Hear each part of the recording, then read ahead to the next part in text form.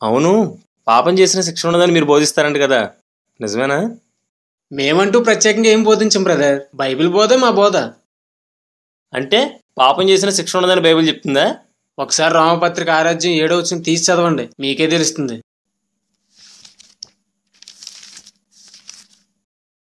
చనిపోయిన వాడు పాప విముక్తుడని తీర్పు పొంది ఉన్నాడు. ఈ వచనం మనకి ఏం చెప్తుందంటే, ఒక వ్యక్తి భూమిపై ఎన్ని పాపాలు చేసినా చనిపోయిన వెంటనే పాపం నుండి విముక్తి పొందేస్తాడు. పాపం నుండి విముక్తి పొందేస్తాడు కాబట్టి ఇంక శిక్ష ఎందుకు ఉంటుంది? బైబిల్లో ఎన్ని రకాల చావులున్నాయో తెలుసా నీకు? మీ ప్రశ్న అర్థం కాలేదు సార్. ప్రాణం పోవడం వల్ల చనిపోవడం ఒక రకం, పాపం చేయడం వల్ల చనిపోవడం రెండో రకం. ఇది ఎఫెసీ పత్రిక 2:1 చెప్పబడింది.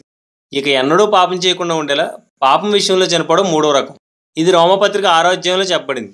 ఈ 3 రకాల చావుల మధ్య తేడా తెలియనివాడు మహా అజ్ఞాని. ఒకసారి రోమపత్రిక 6:2 చదువు.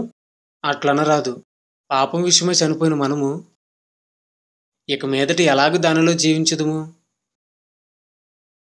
6-7 చదువు. ఏమనగా మనమికను పాపమునకు దాసులం కాకుండాటకు పాప శరీరం నిరర్ధక మగినట్లు మన ప్రాచీన స్వభావము ఆయనతో కూడా సిలువ వేయబడినని ఎరుగుదుము.